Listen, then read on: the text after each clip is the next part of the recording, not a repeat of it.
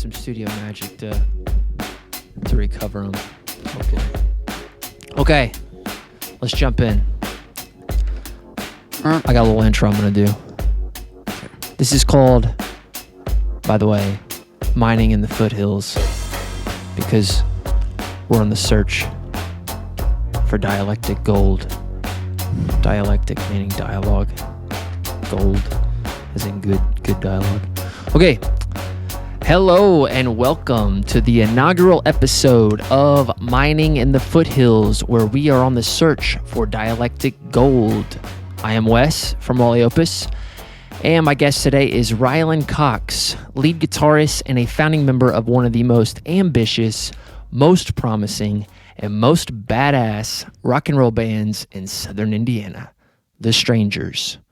On March 1st of this year, the band released their self-titled debut album, which featured their original drummer, Noah Loper, who unfortunately passed away in 2021 from an accidental overdose. That debut record was released on Wally Opus Record, which, if you don't know, is my record label. On March 5th, 2022, the Strangers played an album release show at the premier Astor Theater in Jasper, Indiana, to a nearly sold-out crowd, and from there embarked on what has become a 30-show run, probably around the Midwest. It was originally like a 12 or 14-show tour, but now it's turned into a bunch more. Following the release of their record, the band, with help from local filmmaker Thomas Bernardin, put out a mini documentary on YouTube sharing their story from their formation to losing a bandmate to bouncing back stronger than ever. The Strangers are currently prepping for their biggest show to date in Los Angeles, California, at the legendary Troubadour Theater, where they will go head-to-head with Breed, a band out of Orlando, Florida, for a chance to play the main stage at the 2022 Louder Than Life Music Festival taking place in Louisville later next month, which is September. Rylan is a native of Santa Claus, Indiana, famous for Holiday World, and who's the football player? Jay Cutler. And Jay Cutler. But Rylan currently resides where the Strangers are based, right here in Evansville.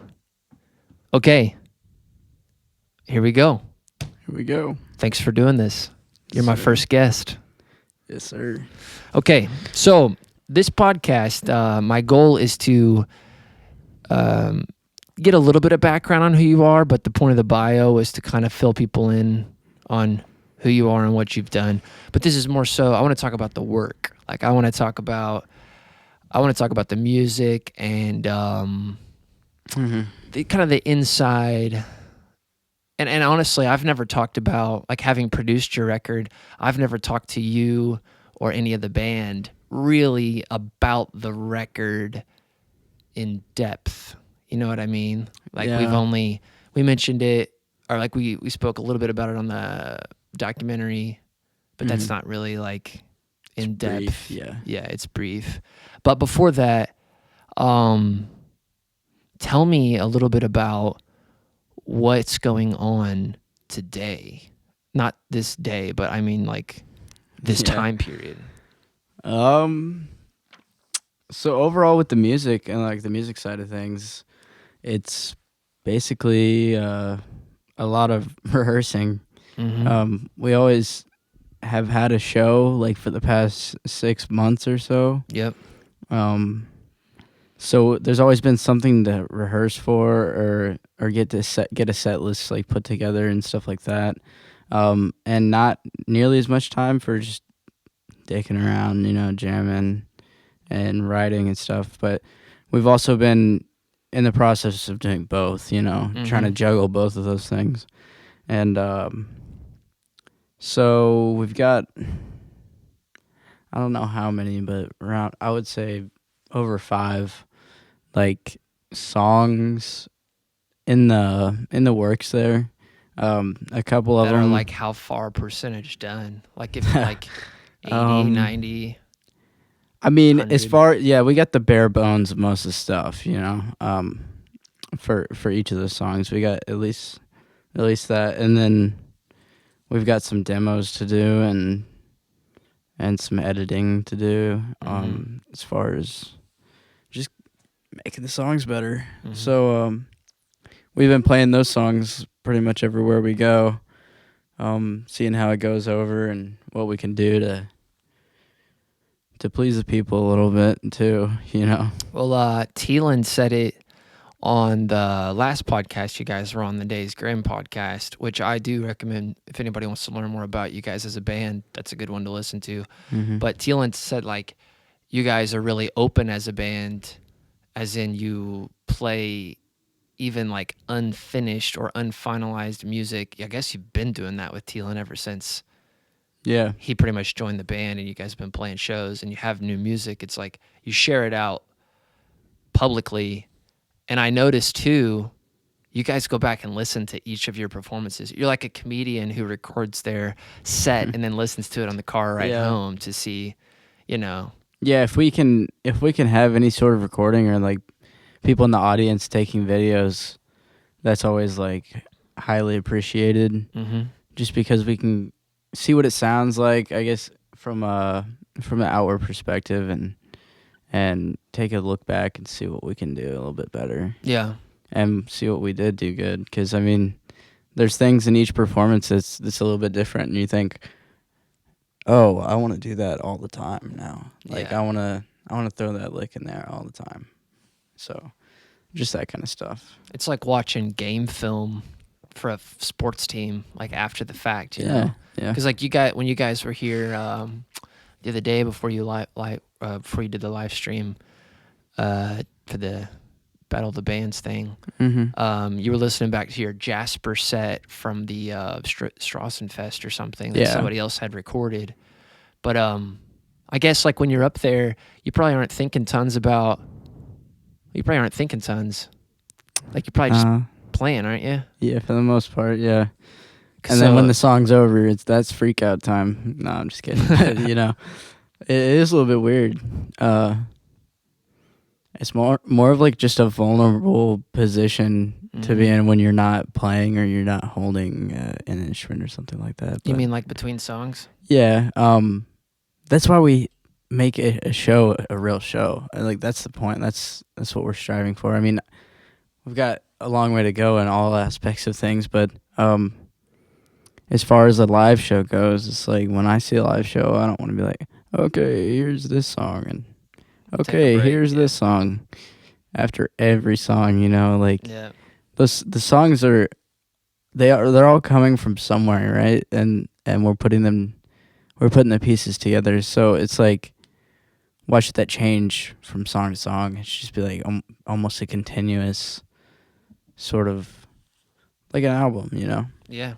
I feel like good bands can do that. Like, especially like you guys, like what I noticed, at the last thing, the Fuchsia Fest that you guys played was like, man, you have brought the older songs like Sweet Holly. Now when I hear Sweet Holly live, I prefer it. I listened to the record today, which is its own thing. But it's slower on the record. It's faster in person.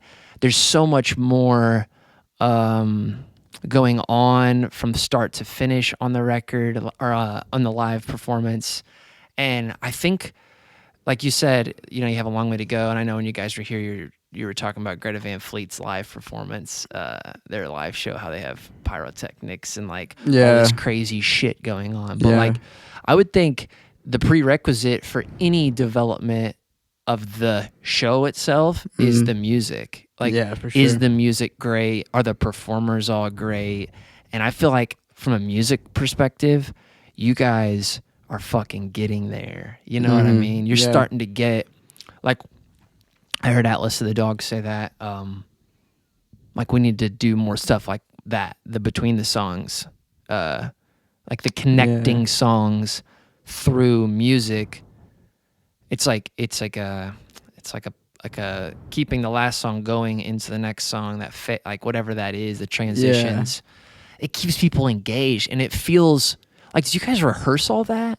Are you just improvising all that shit? A lot of it is improvised, but it's just like built into the set. Essentially, it's like, okay, Lucas might talk here, say something, Yeah. but we'll also play while he's talking. Yes. So, or just stuff like that. You know, it's in the moment. Like the exact notes are mostly improvised, but just like where it starts and where it finishes and things like that is, it's almost like writing when you're writing a set list. It's almost like writing a song in a sense.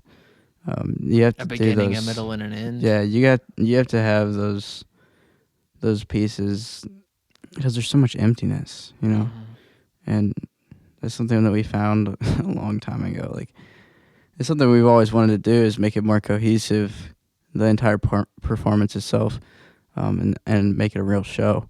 Yeah. But there's only so much you can do, and but what we can do is make the music side of it really good. So that makes up for the not having the pyro and stuff like that, or like fancy lights and whatever, you know. But when you do have it, it just makes it all that much better. So. Oh yeah. It'll come. But like, I feel like now you guys are at a place where, when, like for example, at this festival, it was last week in the Fuchsia Fest, I was recording it live, and there's 8 different bands or performers and bands. And like when you guys come on, it's just a level of tightness and like confidence, I would say, like real confidence, not fronting confidence, not pretending anything. It's just like you guys let it rip. Like, I forget what Thielen said at the beginning of this song, at the beginning of the set. He's like, let's get it. Or he's just like, Thielen's like a fucking racehorse that just wants to run. He's like can't wait to just play, set up his drum kit and go. He's like if somebody caught a bald eagle and it played a violin. I don't know. And then Thielen's like, that was off of the Days Graham podcast, if you don't know. And Thielen's like, what's crazy is I did play the violin when I was younger. I don't know if he knows that, or if Brian knows that. I don't think he knows that, but it's pretty funny. Okay, so, and then also going on right now, besides the music, your biggest show up to date is, well, I'm calling it your biggest show up today, but really, I don't know if it's your biggest show. I don't know if there'll be as many people as like the Astra Theater. Yeah. But I mean, I think it's gonna be packed. So. And it's in LA. Yeah, it's the Troubadour. Yeah. You know, the Troubadour. Yep. And so you are the top 2 bands out of 128, and you're heading to Los Angeles. Are you excited? Yeah, very much. Have you been to Los Angeles? I have once. I flew out with a friend one time because it was like his graduation gift, and his grandparents were just paying for us to go out there. So I was like, I'm gonna go out there. This was before I graduated. I was like a junior. I was like, maybe I'll move to LA. Maybe I'll do something. Yeah. Whatever. And, you never know. Yeah. But so I've been out there once, and we didn't see the Troubadour or anything. We saw the Whiskey and like that stuff on Sunset Strip. Yeah. And saw some like famous people or whatever. Who? We saw this YouTuber Danny Duncan. Oh yeah, I know. And some other YouTuber. It was a girl. I forget her name, but those guys are fading away. I feel like. Wow, I have no idea. But I haven't heard much about any of that in a while since I got out of high school. Mm-hmm. But well, I feel like too, as you get out of that giant social high school bubble, and you focus on your shit, you really kind of miss out on you enter into a bit of a bubble, and you don't really forget about a lot know of what's going on in the world bullshit in stuff. general. Yeah. Okay, so I want to know. Let's go back to the beginning a little bit. At what point? I don't think I've ever asked you this. I know you took guitar lessons for a while from Ray Major, and then what happens At what point did you start taking it serious? I think I always like thought I was taking it seriously in an immature like way, or, and it's like okay, so, I guess I'm not real good with ages and years, but I probably like took some lessons from him, reading sheet music and learning how to just like do everything the right way. He's real big on that, Ray Major, and Is he in Evansville or Santa Claus or he something? he lives in Ferdinand. Okay. Yeah.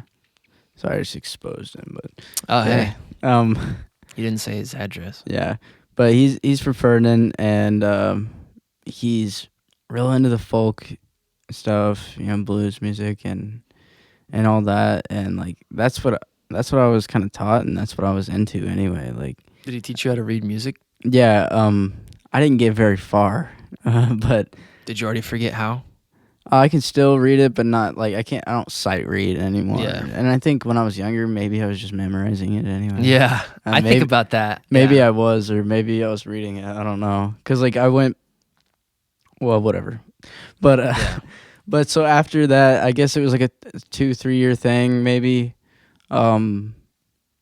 And I felt like I was in a position where like I want to play electric guitar. I had been playing like classical nylon string guitar for 3 years or so, 4 years.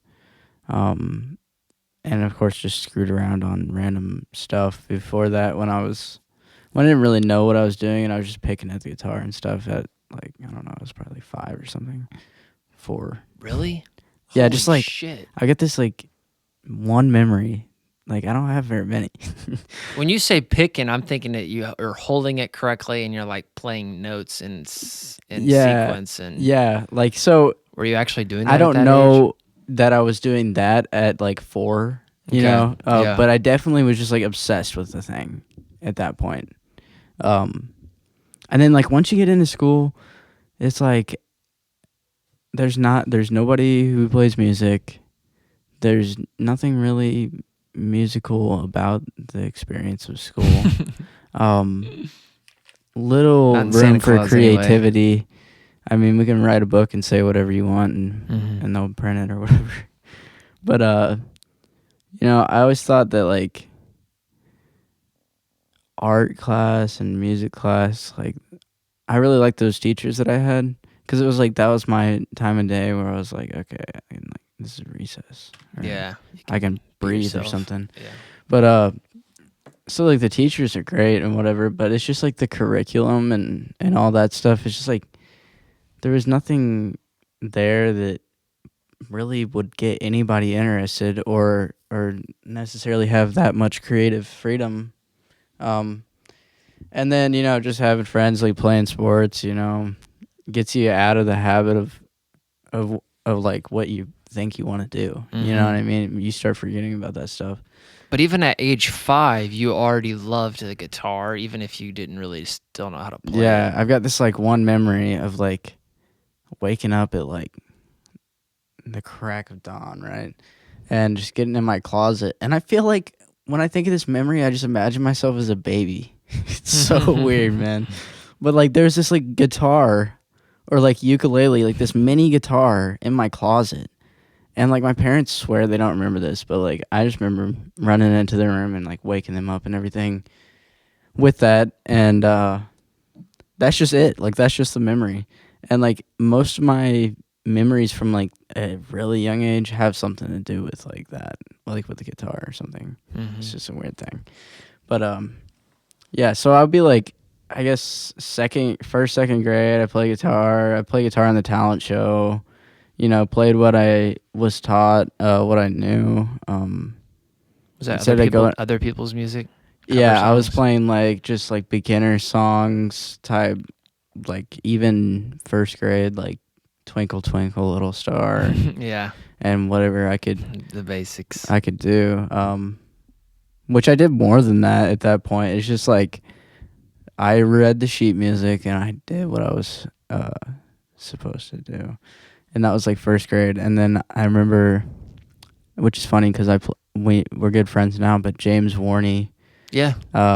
went to my elementary school, and he went up there with an electric guitar, and he just like blew everybody's minds. You know what I mean? In the talent show or something? Yeah, yeah. Okay. And I was just like upset. I was like, "Are you kidding me, man?" Like, he's doing what I want to do. yeah. I was like, "This motherfucker, I'm gonna kick his ass." No, but even at that point in like first grade and like second grade, I wanted an electric guitar. I got an electric guitar around then, like first, second, third grade, whatever, and started doing some stuff with that and learning the songs on my own out of like Beatles books and stuff like that, because that's what we did. We just learned Beatles songs. And, yeah, hell yeah. And I mean, I listen to them now. I'm like, I did not play that shit. I would just play the chords. You played the chords. Yeah, yeah. But then I started putting the melody lines underneath it while I was playing those chords. So like this became like I had a sense of identity on the guitar because I could play these pop songs or play Beatles songs finger style, playing those chords still and playing the melodies. So therefore it's like recognizable to people, because I never wanted to sing. And I was embarrassed about that, and I never tried it either because I didn't want my parents to hear me or whatever. Really? In my house. So I didn't do that until, oh God, I don't know, maybe like junior, senior year. I had the balls to like sing a little bit, but I still don't sing in front of anybody. Mm-hmm. But you sang it but for that was me like that was like my once. thing. That was like my thing. Is like I was like, I can they can recognize the song now because I can play the melody underneath it. Yeah. And I was really into that. And I played so I got with this guy named Kevin Kress, which is actually Lucas's cousin. And he played in a Lucas band. is the lead singer of The Strangers, by the way. Yeah, Lucas Washington. And so I got with him and did a few things for like maybe a year and a half or something. Like I would always like leave basketball practice early to just go over to his house and jam on guitars. And he taught me like a little bit of like, you know, Stairway to Heaven or shit like that. And then we just like jammed backing tracks and stuff like that. But I just been jamming the backing tracks my whole life until I had a drummer and a bass player. Mm-hmm. It's just like YouTube tracks. Mm-hmm. Even Ray Major would pull those things up. Just blues backing tracks. Let's just play some blues scales. And that's what I did. I just come up with my own motifs. I never played with a pick until I was like 16, 17. Maybe. Maybe later than that. I don't know. But like, yeah, so I don't know. I just always wanted to be a lead guitar player and do some shredding. Do you feel like now, like, because, okay, you know, you start out, everybody starts out imitating their idols or who they look up to or songs they like or whatever. It's all imitate. Like, you're just, which is the right thing to do, I think. You model those who have been successful at it. And then eventually you start branching out into your original self, you know, your own identity. Yeah. Do you feel like I mean, you're only 20, so, I mean, it wouldn't be expected, I don't think, but do you feel like you're hitting a point where you're starting to mature on your instrument and, like, gain an identity? Yeah, I feel like that's something that's always happening. And, like, I never had the attention span to sit there and copy somebody or, like, learn this or that. And especially if it was, like, Slash or something. Like, I was big obsessed with Slash when I was, like, 6 years old or 5 years old or whatever. And I was like, I'll never be able to do that. Like, this guy is God. Like, you know what I mean? It's just, like, these people get such a, like, to a child, like, it looks like magic. Yeah. You know? And it's like, I don't think I'll ever be able to do that. But then there was a certain point where I was like, I could actually just do anything if I want. You know what I mean? If anybody wants to, they could. It's just a matter of sitting there and hashing it out. But yeah, there's definitely like, and like ever since I started playing guitar, I just would make my own songs or just even if it was like a 2-chord progression. But as soon as I learned like hammer-ons and pull-offs and stuff like that, I was just on my way to like creating something within these chords that I knew, essentially. So I never really had the attention span or wanted to practice what I was supposed to practice, except at guitar lessons or whatever. And that was pretty much it. I just took what I knew from that lesson and started doing other stuff and started just like building on it. Yeah, because I don't know. I think Ray Major might have said to me one time, he said, well, you're doing, I don't know what exactly he said, but he's like, you're doing this. And I don't know if you're trying to do that or if you're just doing it. Like, or if it's an accident or something like that. And that's how I feel about most of my playing. It's like, am I trying to do that? No. But does it do the thing that I want it to do? Or that somebody else may recognize that I don't? That happens a lot. I just think playing instruments is just a weird thing. I don't know. It's all over the place. Because you could be like the most professional musician and like the best like player technically and like have no good songs or no written songs or anything like that. And that's not like, I don't care about that necessarily. I want to be able to have the skills to play what's in my head, but I also want to be able to just play what's in my head. Yeah. Like, I don't know how else to put it. It's more important to me to make something that I thought up or that I accidentally played or whatever. That's more important to me than learning anything, which I thought was like a downside. Yeah. For a long time. But I just don't really care. Well, and so do you hear like? Do you hear when you say I want to play what's in my head? Like, are you sitting there and then you hear in your head like a melody or a structure that you want to work out, or do you find it once you pick up the guitar and start playing? Then does it come? So it's just a mix of both, all over the place. Yeah. Most of the stuff that I come up with in my head while I'm not playing guitar is just I'll pick up the guitar and play it, and I'm like, wow, that's like I'll never make that into anything. Like that's just stupid. Yeah. Or whatever. I was like, I don't know why I thought of that. Like rhythmically, I think in my head, I think of things like rhythmically, in a sense. Like if I'm thinking of a riff, and it's not necessarily like any like cool notes or notation or whatever, but it's just like a rhythm of something. But when I pick up the guitar, all the melody just takes over in a sense. Yeah. It's just kind of like that. So that's where I do most of it, is actually playing. Yeah. And a lot of it's visual too. It's just like hitting that weird spot on that whenever you're playing something. You know what I mean? Or you're just like playing that one thing that you just haven't played before. And it gets It's not necessarily something that you think about. It's just something that you do. Yeah. So. And then you recognize like, ooh, like that's interesting. Whatever just happened is interesting. Because I feel like I do this a lot. Like I said, I have for like a while, but I recognize it now. I've been writing a lot, and I'll hear something in my head that sounds fully realized. Like I might hear a melody or come up with the phrase, and then in my mind, all the music makes sense that's around it. But I don't actually. It's just like I'm just filling in.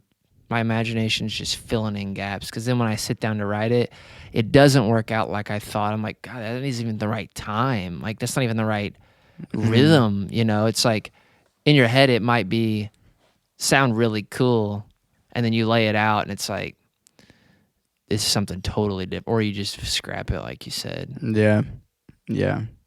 there's a lot of stuff like I would like sing into my phone, or like if I didn't have a guitar or something, and I'm like, what even was that? Yeah. You know, like there's a lot of that stuff, so it's all fun.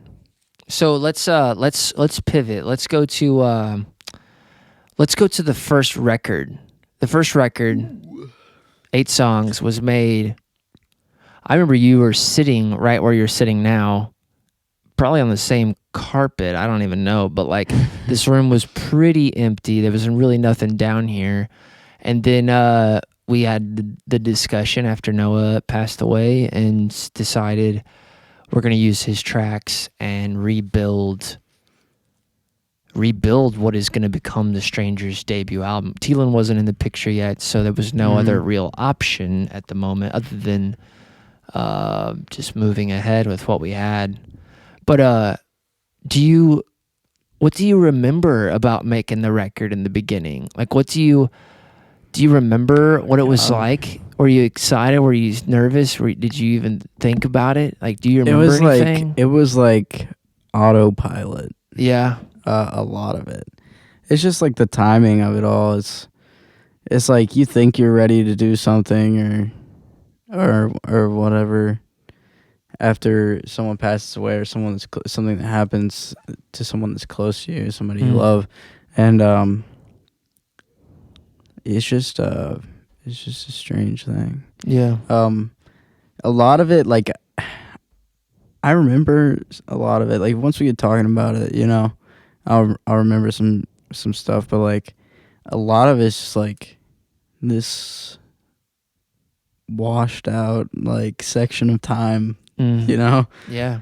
So, and I don't know, we had fun doing it, and everything, so. It was almost like off and on. We worked on it after we set back on in May, like June, July, August, September, October, November. I think probably finished it in November or December, so it's like 6-ish months. I think we finished it in like January, because I remember like we had stuff to do, but it was like Christmas time. Yeah. And we're like, oh god, I gotta get this done. Yeah. And yeah, but it was Christmas. But like, and a lot of it too, I was thinking about, so I listened to the record again this morning, or half of it at least, and I was listening to Sweet Holly, and I was thinking, damn, we used, like, I don't know if you remember this exactly, but we used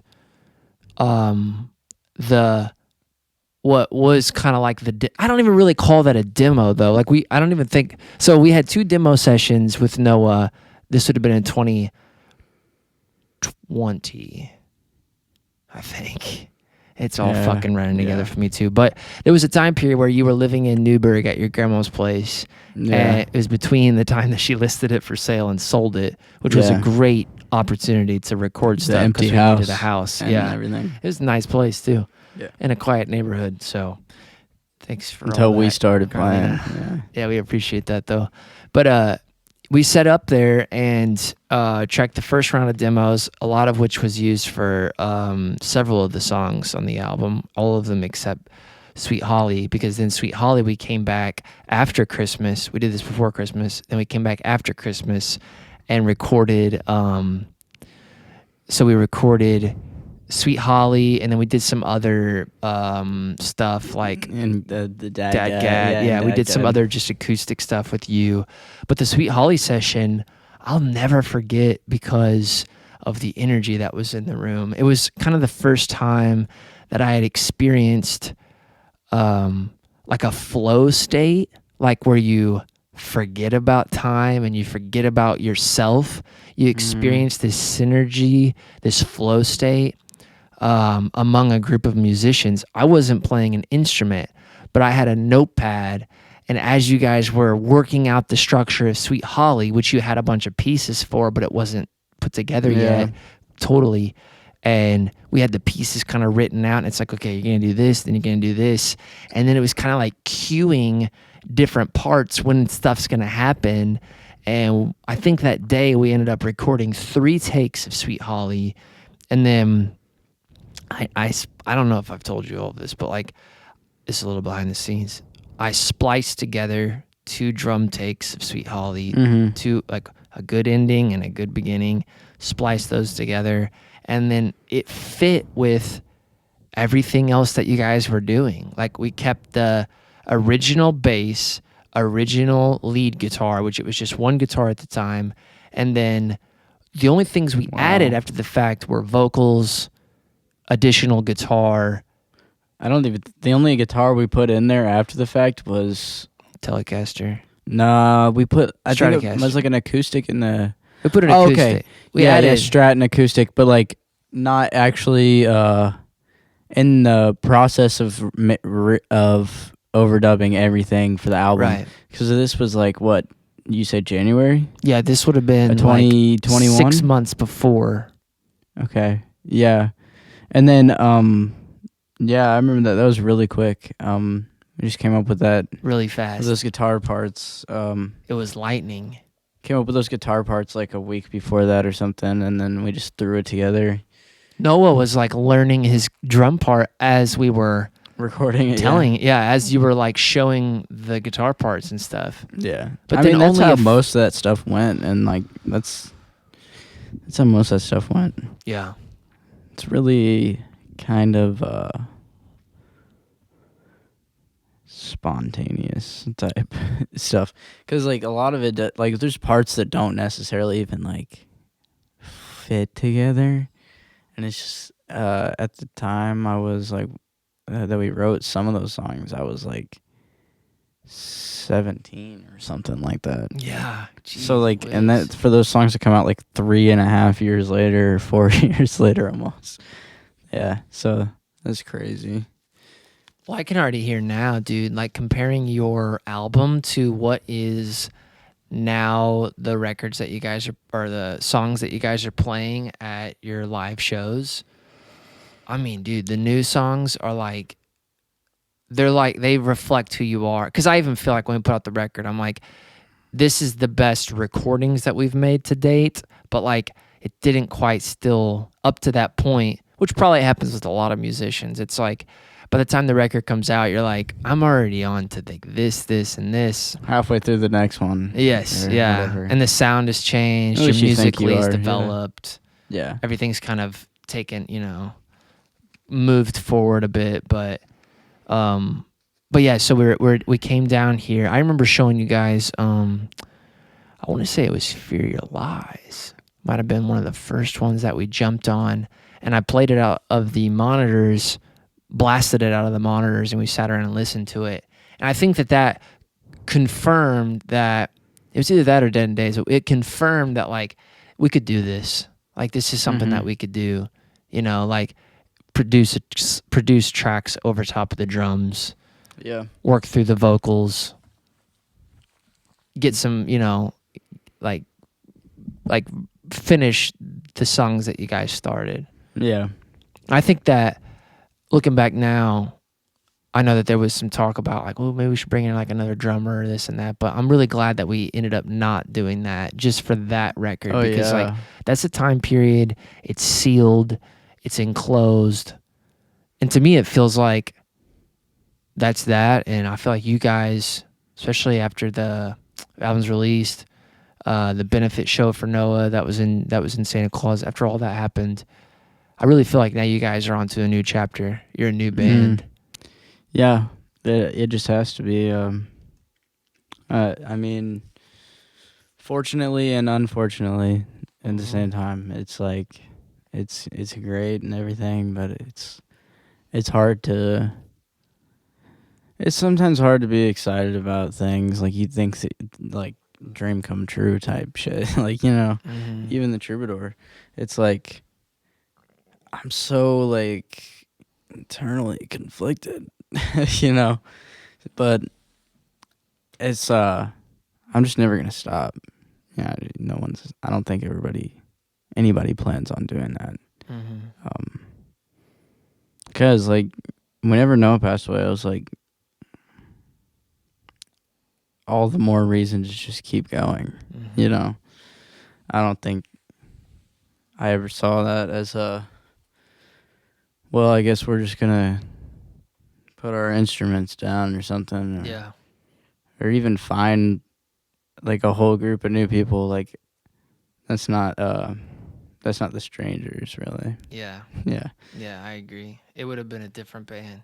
Yeah. So I think we're still the Strangers, and it's just a different version. Dude, I think for young guys, you guys have done a great fucking job of, and I don't mean that as a nonchalant pat on the back. I mean looking back now, having gone through it over a year and a half or whatever it's been since Noah passed away. Mm-hmm. I know it's been about a year and a half because it was the same weekend Augie was born, and he's a year and 5 months, I think, or 4 months. So that's a way to keep track. But you guys did a great job of honoring him, and Thielen did a great job of being respectful, finishing out that first chapter and honoring Noah with the album and with the different shows that we did in honor of Noah. And then, but I can tell now, and I actually think that this is not only the right thing to do, I think it's the necessary thing to do. And I think Noah would want this to happen. Noah was not a bullshitter. He was not a fucking woe is me type of dude. Like he was not dumb. He would not hold up progress. Like, I think even Noah now, if he could comment, I mean, I don't mean to, whatever, but I feel like he would even want what's happening to happen. As in, I think you guys are better than ever. Go for it, man. Go all the fucking way, I mean, that was the plan, for I mean, it still is a plan. It's like that was a plan for we wouldn't start something that we weren't going to be serious about. I feel like it's like, what else are you going to do? Yeah, that's just my thing. It's like, be a fucking, I don't know, car salesman or something. Yeah. Like, nothing against like people with selling cars. I mean, everybody's got to have a day job. Yeah. But I like to not have one. That would be nice. Oh yeah. So yeah, that was the plan with Noah, and that's what we're doing right now. Is I just want to take it as far as we can go. Yeah. And I can see it now. Like, I can see that this last 2 or 3 months, like, I don't know. I just feel like I'm now recognizing the switch in focus of, like, I think Thielen's coming into place as you guys' drummer. He's like, I think he's the band's drummer now. You know what I mean? He's not just filling in or coming in. It's like we're past that now, And I think that everybody's in support of it now. Your fans and your immediate fans, your parents and stuff, who have always been a huge part of your shit. And I can tell too, dude. Thielen's brought a discipline to your group that was not there before. It's a maturity. It's like a slight. Before it was just like this slight discipline. And I mean, you guys were disciplined. You practiced. But it's a little bit different now. Yeah, it is. I mean, the fact that you work on stuff, or you review your shows and talk about them and stuff like that. That to me is like, that's serious shit. Like, that's a real deal. That's why you guys are improving at a rate that you're improving. Yeah. I mean, because you're putting it to work too, something that, like, playing shows. Something that I've done, I don't know about necessarily everybody else, like, it's just good. There's just things that are apparently, they should be obvious, and then you realize kind of thing. So, like, obvious things, like, I would go back and listen to our performances. If anybody had any videos, like, listening to that, critiquing that. But to sit down as a whole band, I mean, it's just got to be everything. It's got to be pretty much like that. Yeah. And we tried all that before but there's just and of course there's always something that's like you can't get everybody in on in the moment, and you just gotta go. You just gotta do it, like interviews, whatnot, stuff like that, or even just practice. Like if somebody can't make it, and we got me and Thielen will just do it, or me and Thielen and Lucas, me, Thielen, and Kate. So it's always progressing. It's always developing in some way. Yeah, we don't like to necessarily waste time. Yeah, that's what I mean. Like you guys are fucking serious. You don't get to be 20 years old forever. Yep. And have the opportunities that you're having. Like and Caden's 18, so yep. I'd shit my pants if I was 18 and I was Caden. Mm-hmm. Fresh out the womb, Literally out of leaving the summer of his high school year, playing shows all summer, and then going to the Troubadour with a really good chance of playing Louder Than Life at the main stage, which people need to vote for. This will come out before then. For the 6 people who listen to it, we need you guys to go vote. Oh, this is going to be everywhere. Okay, sweet. Yeah. For the 16 people who hear it, we need you guys to go vote on the 28th on DW Presents on Twitch, because that's where the shit's going down at. Follow DW Presents on Twitch. Yep. And we're not, I don't even know what freaking time that shit starts. I don't think anybody knows, but there's a good chance that it might be later in the evening. Yeah, we're thinking about 9:20. Because it's in LA. Time. Yeah. Yeah, and the show starts around like 7:30ish, which is 9:30 our time. So it might be closer to 10:30 or 11, but we need people to stay up and vote. Luckily, we'll just tell them it's 9. Yeah, and just get on the Twitch stream and chill there. But so looking back, what would you have done? What do you listen to on your, like, what would you have done differently on your first record now that it's out, now that it's moved on? It's just, would you change anything? It's hard to tell. Like, yeah, there's things I would change, but like a lot of the stuff that was being planned on being changed, because we recorded the demos so long, honestly, before Noah passed away, that it's like so much had been done in between that time. Changes and things of the song. Like it's mostly like structural changes to the songs, which is, I'm all good with the songs, but we had to do some editing to kind of get that feel of like what it felt like in the most recent experience.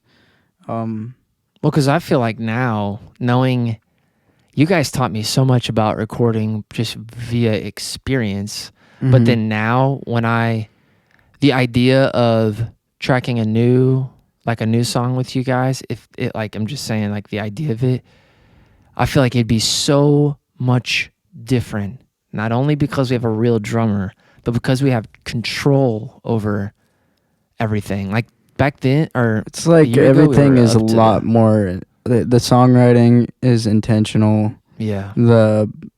Everything is the choices pretty intentional. For the most part, I think we've only gotten like 2 songs out of just jamming, really, and then the rest of them are just like guitar parts that I would have for a song and show them to the guys, jam them out with Thielen a little bit, and then Thielen would be like, well, we also need a bridge in there or something. And he's like, I'll start playing some chords. He's like, well, maybe move up to minor third or whatever.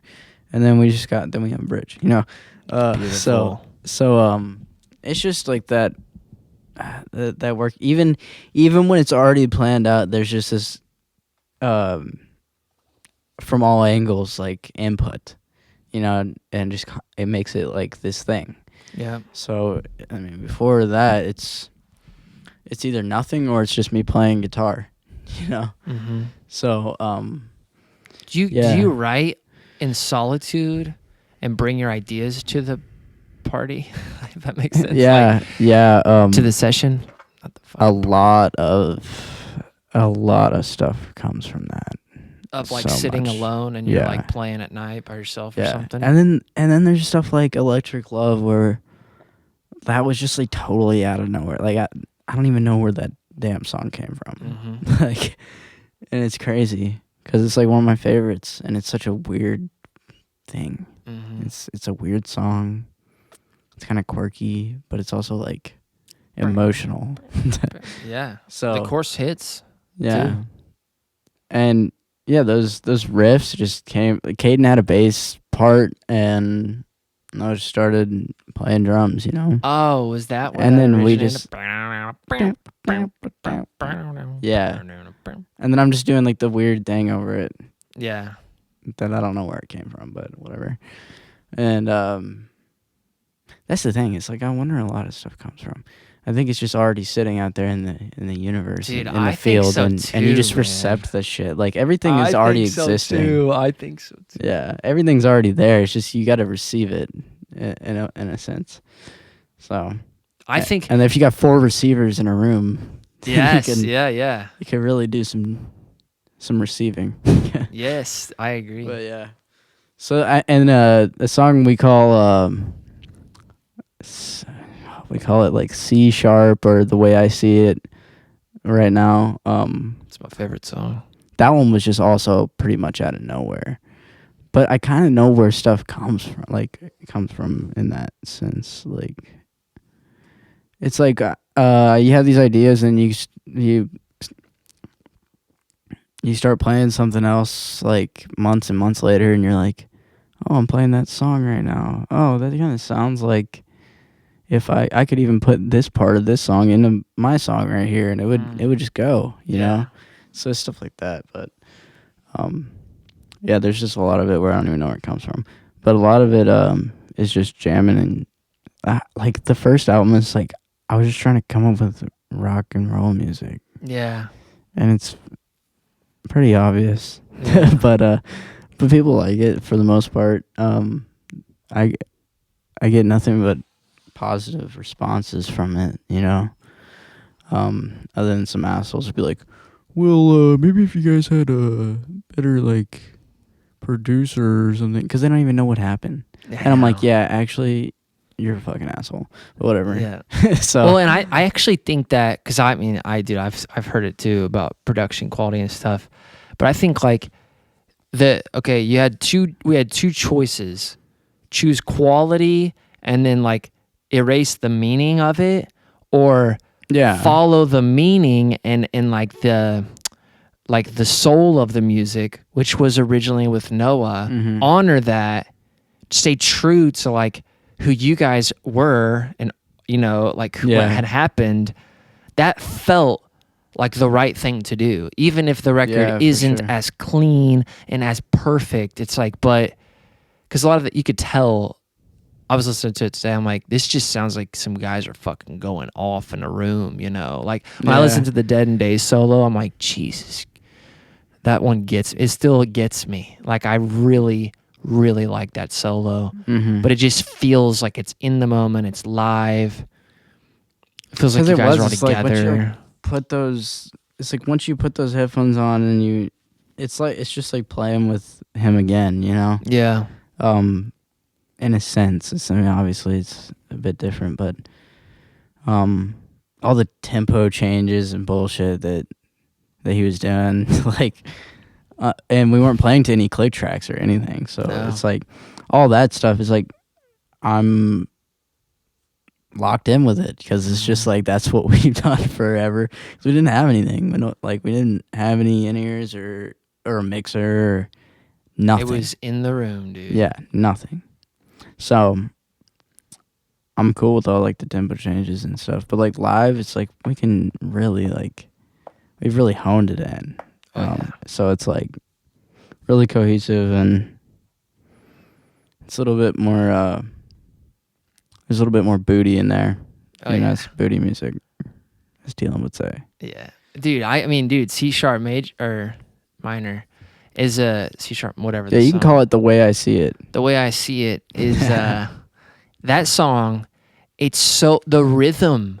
Teelan one day recently was just down here playing the rhythm of that song, the drum pattern, and it's so recognizable. I'm like, that is, to me, that level of musicianship, like C sharp minor is like, I mean, it goes from, and this is no disrespect to the first record, because it goes from kids making it to fucking men. Like when I hear C sharp, I'm like, these guys are fucking musicians, dude. Like it sounds like realized. It sounds like grown up.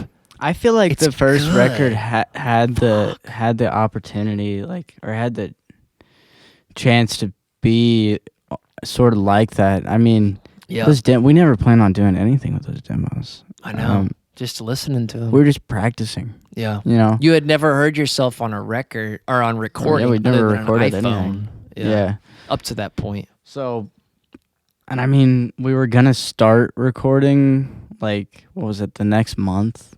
Like, yeah, pretty much. Yeah, like we were gonna start trying to re-record the album, not even re-record, but record for the first time. Yeah. So, I mean, it could have been bad, could have been good, you know. I don't know. But I'm pleased with what we've got. You know, it's Me too. It holds a lot of value, and it's all the positive feedback I've gotten from it is crazy, honestly. Some people really love it. Yeah, I know. And think about this. Those recordings have got you through this competition. Yeah, that's what is so, like, that's what we were voting on up to emotional this about point, it. you know? Yeah. It's like that's what makes it, like, whenever we got into that Final Four round, like, cuz For the Battle of the Bands. Because if the first few rounds they use, like, our recorded music. Yeah. And that's Noah on there. And they were saying just, like, amazing things. We were winning the votes, or we were winning the rounds. So getting the votes, winning the rounds. And it's just like, there was, like, this last one where we got into the Final Four and they were like, wow. And they were like, that's awesome. Like, these guys could be, like, blah, blah. You know, just talking us up and whatever. Like, I don't know what people really think. You never know what anybody really thinks, but when somebody says you could be like Led Zeppelin or something, and they're saying that about those recordings, it's like, I don't know. Unless it makes me super happy, but it's also, like, so fucked. Mm-hmm. But yeah. Do you feel conflicted, like, because Noah played on those but never got to know the recognition that? Yeah, or what is the confliction? It's that, and it's like that. Like, obviously we come out better than ever. We're all better musicians now. Thielen's great, whatever. So it's like, I don't have any worries about what people are gonna think now, you know. Yeah. But it's like, with the album recordings and getting us so far, it's like, you know, it's just the feeling of wishing that he could be here to experience that. Yeah. Which is, it's hard, but it's like, it's also like great at the same time that we can just that has happened, even. Yeah. Like, that we've gotten that far because of, like, it's like he was still a part of the band at that point, you know. Like, taking us through the steps, which is actually even crazier, than you guys having done this all on your own. Is it's like he is still part of it because it's the only records that you have out. So you're doing a competition with the new Strangers, the new version of the Strangers, but it's still the same. Like you said in the beginning, it's still the same band. Like, we're not, you're still the same band, you know? Yeah. I mean, and like, a band like the Chili Peppers went through, like, their original guitarist died, and then John Frusciante had his issues and whatnot, and he was not in the band anymore, but they were still the Chili Peppers, and everybody still loved them. And, like, all that music that they made with with John Frusciante and what the that guy's got a strange name. The original guitar player. I don't actually know the original guitar player. They talked about it in the podcast recently with Rick Rubin, but I can't remember the guy. Yeah, it's like Hillel Slovak or something like that. Oh, okay. I think that's his name. But yeah, I mean, like, they made so much shit with him, and like they got their recognition. Like, they got recognized for like what he had done with them too. So, and they're still the Chili Peppers, you know. Yeah. And also John's back in the band. So yeah. But yeah, and then people love them for that music, you know. And they love that music. So if they've got like a different member or something, they're probably still gonna go just for the songs. You know? Yeah. So I didn't even know John Frusciante, whatever was, I can't say his last name, but I know the story now, but 2 years ago or 3 years ago, I didn't even know that he wasn't in the band. I didn't even know that he had left the band several times. Yeah. But I mean, it makes sense. I got really into them not like makes sense, a couple of I years understand. ago, but yeah. I understand now how a band can go through shifts and changes like that, because like it's like part of what the band is. Like it's already happened. Like at some point the band becomes a vehicle that is driven by whoever the fuck's behind the wheel. You know what I mean? Mm-hmm. Like the Rolling Stones. Mm-hmm. I guess most of them are still the Stones. Yeah, except Steve Jordan's the drummer now. Yeah. But he's great, so. Yeah. Well, I guess, yeah, it's just stuff changes in bands, but the band itself is always living. Even Pink Floyd, they had their members swap, and they got David Gilmour in there. And that was their success, really. I mean, they were successful before that, but they had a change of band members, and it was still Pink Floyd, you know? Yeah. Dude, Thielen said something on that podcast with the Grim guys. I just thought it was like really good. He was saying everybody was going around and give your 2 cents about whatever you would say to your younger self or whatever, and he said it's not a competition. And I agree. Like, I think everybody at the end of the day, anybody who's an artist, at least to a maturity, like at a maturity level, agrees. Like, art isn't a competition. It's subjective. What you think about a record and what I think about a record are two different things, or a painting or whatever that might be. But but like when Brian asked Thielen that question about Led Zeppelin being the biggest cover band in the world, or the best cover band there ever was, or whatever, and Thielen's like, I don't have a problem with that. And I thought, man, at a certain point, you stop giving a fuck about the drama of shit, and you just listen to music. You know what I mean? It's just about the damn music. Yeah. It's like when I found out that that songwriters wrote songs for some of the artists I liked when I was a kid. I'm like, what? How is it? So they don't. I thought everybody was a singer-songwriter. I don't know who gave me that perception. I just thought that's the way it was. Yeah. But then I found out I want to be the songwriter. Like, I want to be the producer. I want to be the dude behind the scenes, you know? Because at the end of the day, I don't care who made the song if the song's great, you know? Of course, there's like a beauty in it, and there's like art in doing everything yourself or whatever, but yeah, it's just like some things, like if somebody didn't write their song and like they're singing about their hardships and stuff like that, then it gets a little, it gets a little bit like, come on now, false. Come on now, yeah, like it's just like money making shit. But what if you're, what if you're a character? It's just like somebody like Kurt Cobain who wrote his songs, and you hear what he's saying. Yeah, it holds so much more value to me. But Yeah, I get your point about the songwriter thing. It's like there's always help, you know. Oh yeah, I actually think. Well, so like when we were down here last week, we were talking about songwriting, and I brought up Morgan Wallen, and Lucas didn't like that, and I get where he's coming from, but I'm like, dude, unless you like dive into the people who make the music, unless you really, because I didn't like Morgan Wallen when he came to town, which was only like 4 months ago. Now I'm a huge fan because not of him. I don't even know him. I don't even follow him on Instagram. I do not. I'm sure he's got his thing.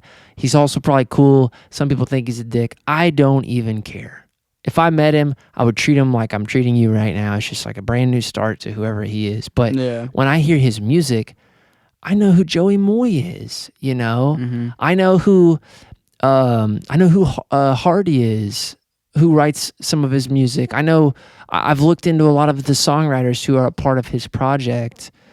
I can't remember the guitar player's name, but he's a badass. The dude who plays on a lot of Joey Moy's productions. I forget the guy's name, but he has an Instagram where he's just playing. Dude, he's playing Steely Dan, then he's playing like the guitar player. He's like in his 40s. He's just a dad. You know, he's like not just a dad, but he's a dad. He's like at home playing, and he's like on like the anniversary of this album. I used to love this album, and he's like ripping it. You know, and he's like, these guys are all badass dudes in their own, and girls, whatever, in their own path in life, and they come together to create what is the Morgan Wallen project, and then Morgan Wallen's the face of it.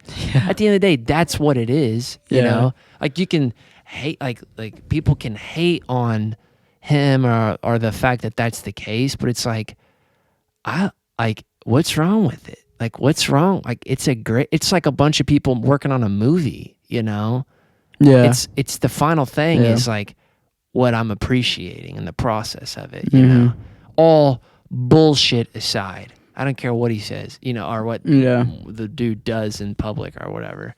Yeah. I feel that way about it, like a lot of music, you know. For you, it's the songs. It is. It's not the about music. Who Morgan Wallen is. No, I don't care.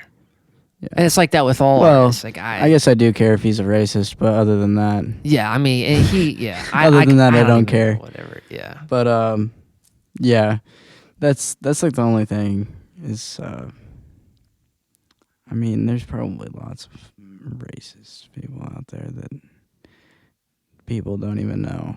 You know, and people and they're millionaires selling out shows and all kinds of shit, actors, whatnot.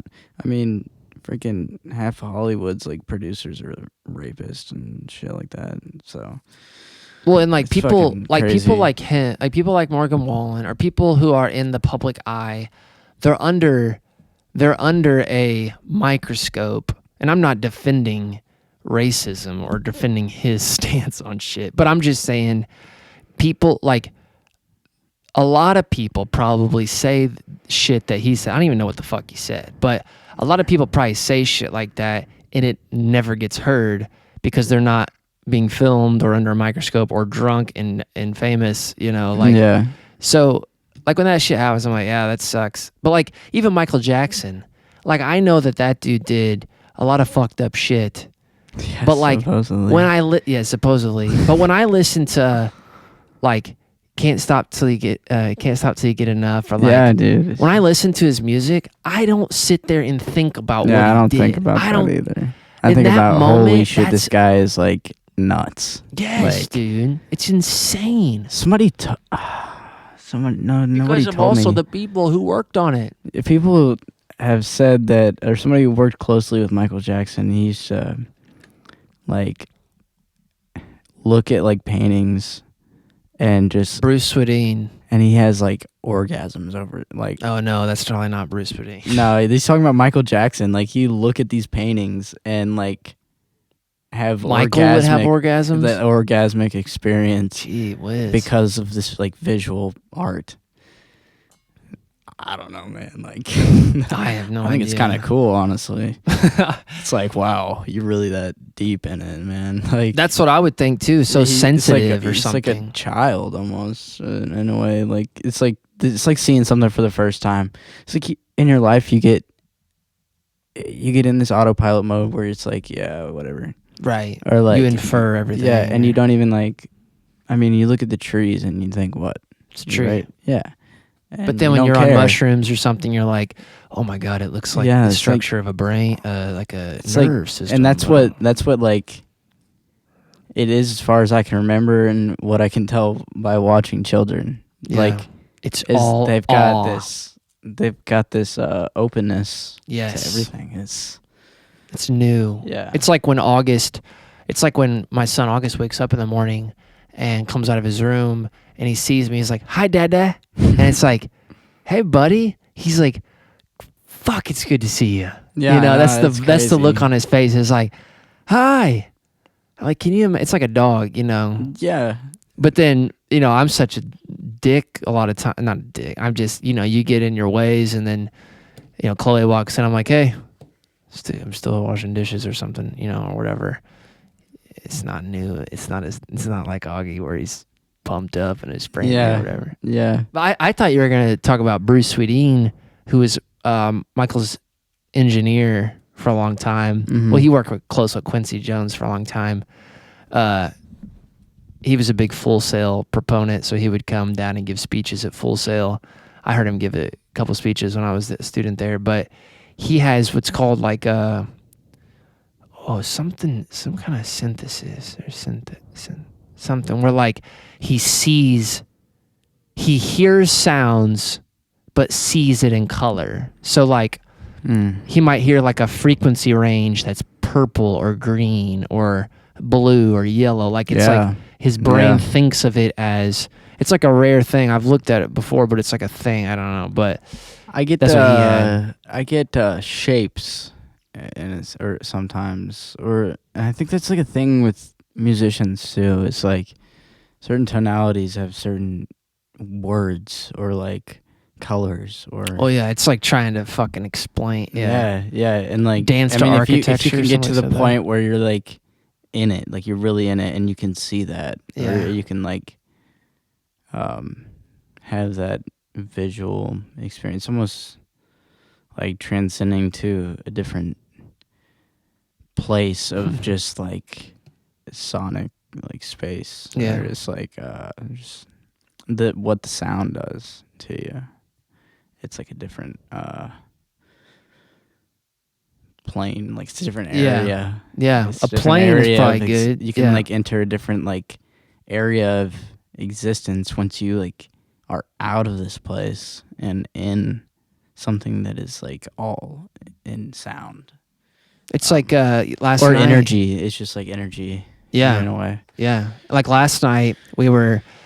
I was recording some harmonies with Swamp Eyes with the project with Sam, the project I'm working on with him, and we were working on on a melody line, and he's fucking great at adding harmony. Like I'm excited to show people, but he doesn't consider himself a singer, but he has a musical mind. So like he's like, wait, I'm trying to get and he's like, oh, I got it now. And he's like, he said it's literally like the melody has to be etched, like the path has to be carved in my mind. Oh, okay, now I can go there. Oh, I see it now. How do I get from here down to here and come back up and hit this one? He's like, I have to like etch it into my mind, and then I can like get there, Like the shape of the melody has to be carved. I don't know where he's fucking carving it. Like I don't know if there's like a neural pathway. Is that what he's got like talking an ant about? Farm in there. Yes, that's what it comes to mind. Yeah, like it's like an ant farm a of path. Yeah, melodies. Yeah. To be able to see, that's okay, like, you go here and then that's what like written out music is, essentially. I mean, unless I guess if you draw lines between the notes, then Yeah. Right? The contour, the shape of the melody. Yeah. So, I mean, that's pretty much where that comes from, I feel like. Well, that's probably how we conceptualize that. Yeah, it probably started with it in the brain, and then a bunch of smart people over thousands of years figured out how to get it down on paper. And fuck those guys. No, I'm just kidding. They did well back when there was they made it hard. Back when there was no tape or digital recording, there was nothing else to do but write it down and share it orally. Yeah. So you guys play when you guys play now. Thielen said, or one of you guys said something about like beyond. Once you get to a certain point, the band plays in the music versus on the music. Mm-hmm. Like, do you remember when you first played with Thielen? Was it on the music, or was it immediately you guys were in the music together? Do you remember that? Because you jammed with like Lucas and his buddy. It was like or Thielen's buddy. A little bit of both, and it was like, oh god, it's like both, you know, because I had stuff to play, and I had stuff that I was just making up or whatever, but and that's the point where you realize you're playing inside of something, is like where it starts to branch into this other realm, or into different areas, and then come back, and then and it sounds like a real structure, like a real piece of art. So, and then versus me having guitar riffs, and then I start playing, and then Thielen just has to play to that. You know what I mean? Yeah. It's like, yeah, we do that, but it's so like, almost subconscious. Yeah. In a way.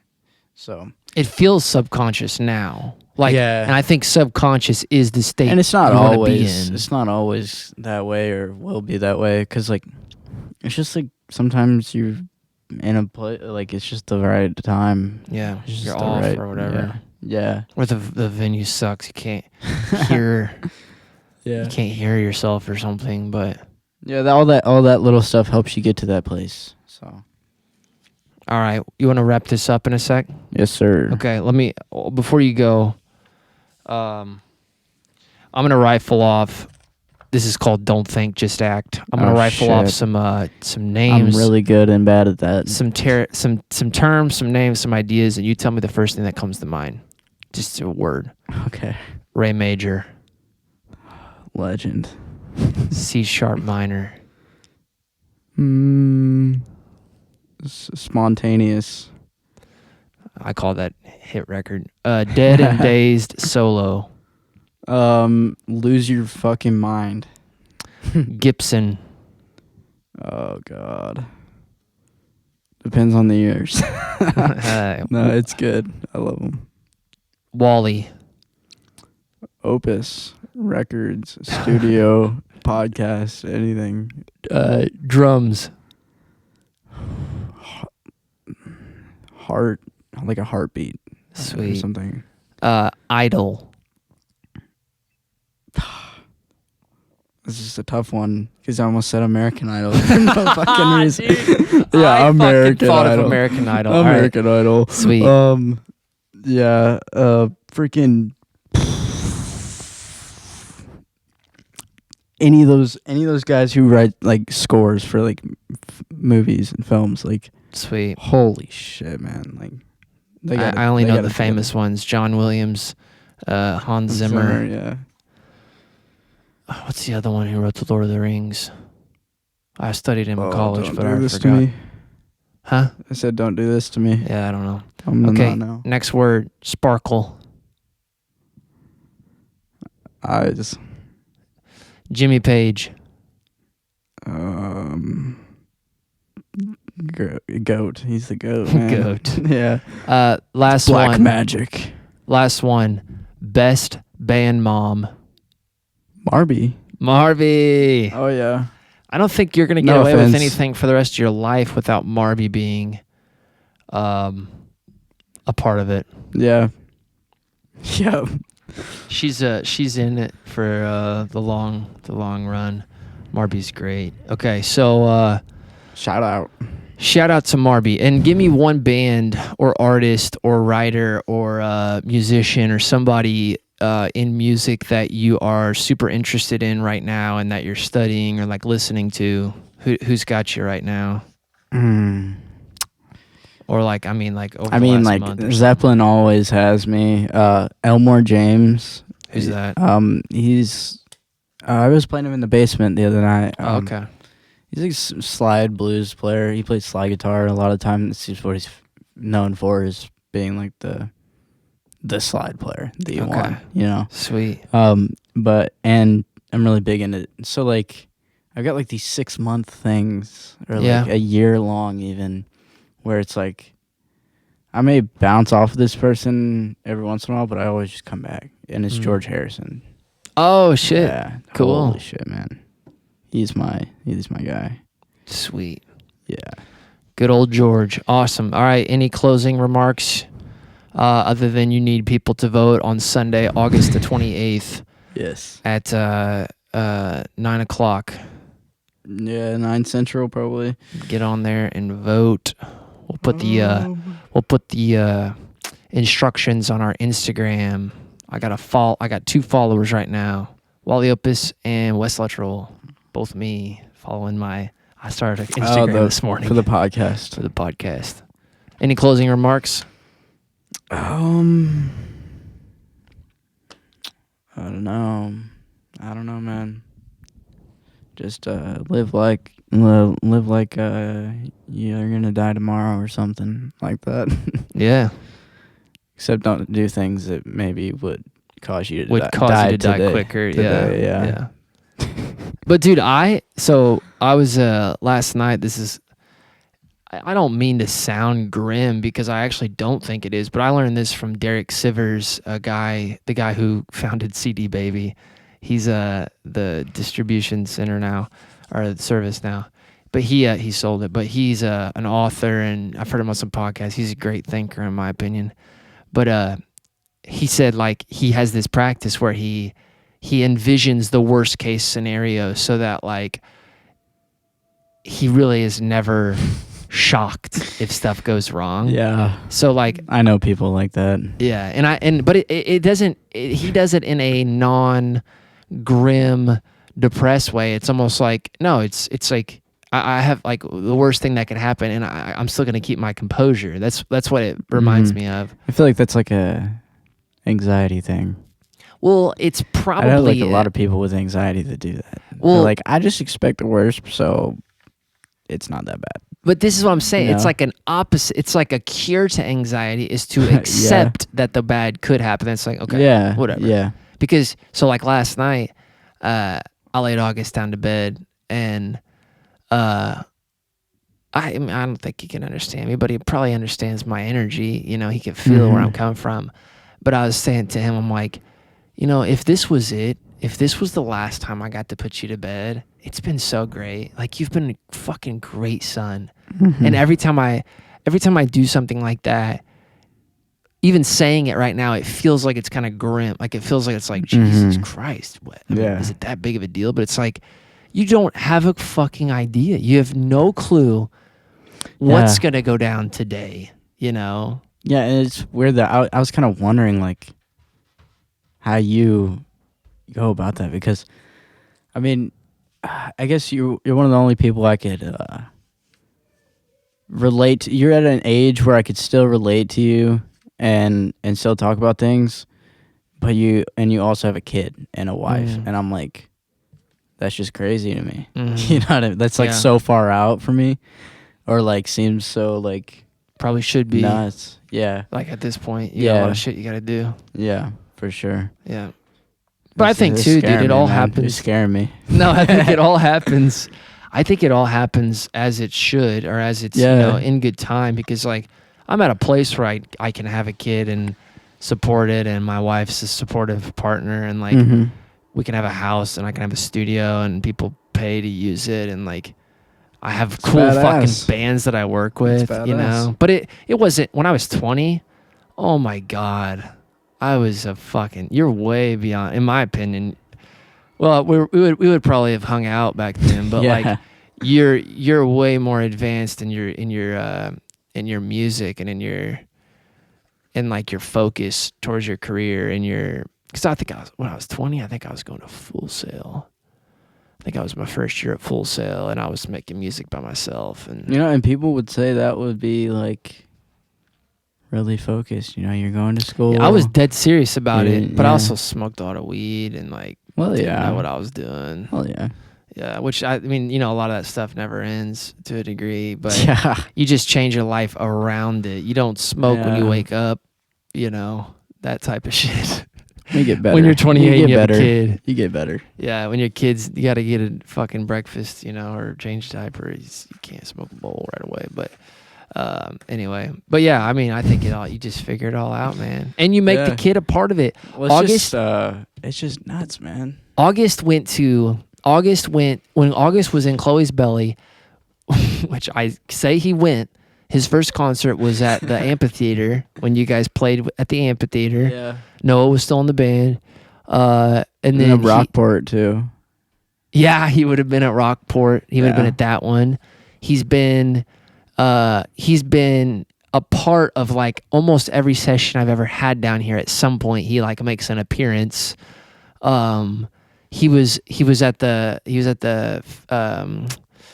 not at the Astor show, but he was at the benefit concert. The benefit concert. Yeah. He was there that night. We were setting up.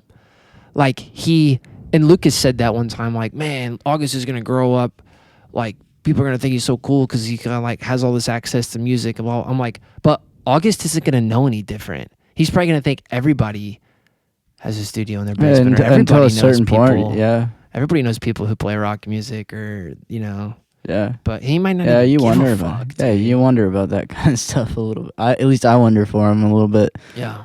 What is this kid gonna do? He might grow up and not even like what we're doing. But although he does show a lot of interest at 1 year old of playing with instruments and getting down, he loves banging on the drums. He was banging on the drums last night. So. Oh yeah. All right, thanks for doing this. Good luck in LA. I'm gonna have I'm gonna invite a different one of your bandmates on to come on after the LA show and give me the rundown of what happened. Because you guys have been on shows where you're all interviewed together, but I wanted to do the separate. I want to get in, because you get different access. But yeah. All right, thanks for being on the Mining in the Foothills podcast. Mm-hmm. This was episode 1. Just a little shameless plug here. If you haven't listened to the Stranger's first record, it's everywhere that anybody listens to music. The documentary's on YouTube. It's a good documentary. It tells the story. If you're in the Midwest and you want to record music, and you're good. I'm not that picky, but I would prefer that you're good. Hit me up, Wally Opus records, wallyopus.com. See the other stuff we have going on, and that's it for now. Vote on the 28th. Oh yeah, come see a show sometime. And come see a show. Damn it. Yeah. Listen to some good rock and roll. The Fuchsia Fest was revival. Fun, dude. There was a lot. You guys showed up, and it was like, fuck. Yeah. It was. One last thing before you go. One time, it was after the benefit show, so like a month or two ago. I came home. I think everybody was in bed already here. It was probably like the night of the show. I sat out on my driveway, smoked a bowl, looked out at the stars, and I thought to myself, like, if I was a kid and I was at that show tonight, which there were some kids at that show, they're watching you guys up on stage throw down. I mean, imagine, like, when you're a kid and you see high schoolers play sports, it looks like this, like, the biggest thing you've ever seen. Like, if you're a kid and you live in Santa Claus, you go see Heritage Hills play. It's like fucking the big leagues, man. That's what it feels like. Yeah. So imagine seeing these guys from your hometown up on stage playing rock and roll music, and you get into, you're like fucking going off, and you're like hitting your pedals, and Teelan's making all the nasty faces that he makes, and like Caden's going off, and Lucas is bouncing around stage. It's like I just put myself in the kid's shoes, looking up at you guys. I'm like, it's the coolest shit, dude. It's the coolest shit. Yeah. So it's hard to put myself. Keep going, man. On the outside like that sometimes. I'm sure it is. But it's good to hear shit like that, because now I think about how I remember watching people play basketball when I was in like fifth grade, fourth grade, and I was like, oh my god, this guy can dunk. Oh yeah, he's a legend. Yeah. And then you're up there throwing down too. 4 years later, I'm like, fuck, this Okay. Yeah. All right. We'll wrap it up. All right. All right. Peace That's and it. love. Peace and love.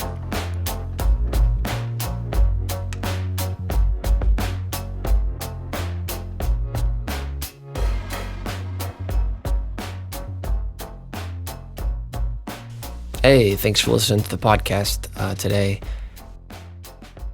In the middle of it, we talked about Sweet Holly, The Strangers' first single, and electrifying track for me during the process of writing it with them. So, we have a recording from Fuchsia Fest, which is a small little festival that takes place in Evansville every year now. This is the second year, just happened earlier in August. But the little recording of it, yeah, this version's a little faster than the record, and they just go hard as hell. And it's cool to hear the live interaction with the audience. So, without further ado, here's the Strangers playing Sweet Holly live. I hope you enjoy. Thanks for listening to Mining in the Foothills, and please come back next week. Take care. Okay, so that was a new song that is yet to be titled. This next one is the first single we ever released. We have an album out, and we have CDs over there too if you are interested, stuff like that. But it's called Sweet Holly!